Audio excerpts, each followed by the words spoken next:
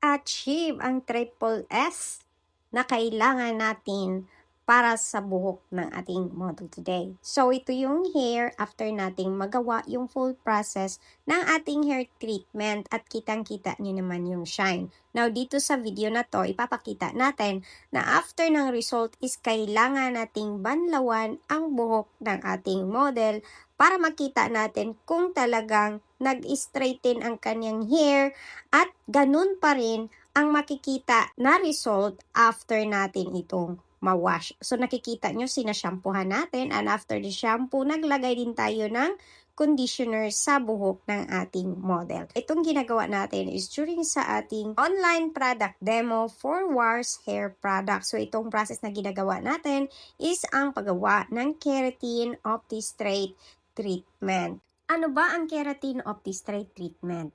Keratin Opti-Straight Treatment is a salon hair service at yan ang pinapangalan ko sa salon service kapag ang buhok ay ginagamitan natin ng hair treatment gamit ang Wars Keratin Straightening Creamy Treatment Lotion. At ito naman ang buhok ng ating model before natin siya ma-treatment ng ating pangmalakasang Wars Keratin Opti-Straight Treatment. Panoorin mo ang buong video para makita mo kung ano ang process at paano natin na-achieve yung ganun ka-shiny na effect sa buhok ng ating model. So, unang-una, kailangan nating mag-clarifying shampoo. Si clarifying shampoo, nakakatulong ito na ma-deep cleanse ang buhok ng ating mga client. Deep cleansing is necessary para matanggal ang lahat ng types of build-up na accumulate ng buhok ng ating mga client dahil sa kanilang paggamit ng mga hair products or over-the-counter na hair product na very accessible na sa mga supermarkets and even online shopping platforms. So after nating ma-deep cleanse, iti-test natin kung malinis na talaga ang hair.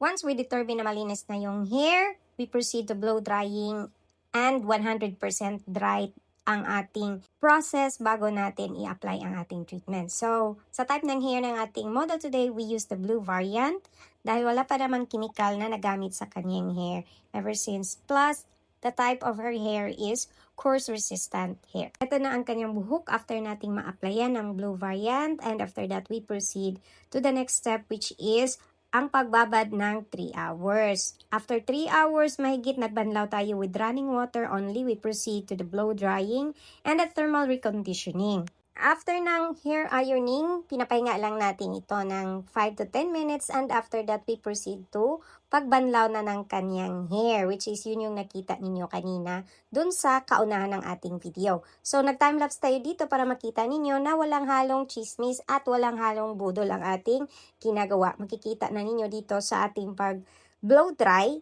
na naka-timelapse na talagang na-straighten ang kanyang buhok ng ating model. At ito na ang result ng buhok ng ating model. Now, hindi tayo dito nagtatapos lang because we wanted to know kung anong mangyayari after few washes. Kasi sabi nga nila, ay maganda lang yan kasi kababanlaw lang ng kanyang buhok. So, ito yung feedback ng ating model kasi pinapapunta natin siya sa salon para makita natin kung ano na ang nangyayari sa kanyang buhok. So, our model is only 12 years old. Gawa natin ang kanyang hair noong June 4 and nandito siya sa salon today, June 20th. Kaya, ayan, makikita ninyo na kahit 16 days ago na, maganda pa rin ang resulta ng ating ginawang Keratin Opti-Straight Treatment. Straight pa rin ang hair and malambot pa rin ang kanyang buhok. Nandun pa rin yung shine kasi this is just natural lighting. Wala po tayong ginagamit na ring light. This is Miss Yuri, your Keratin Opti-Straight Specialist.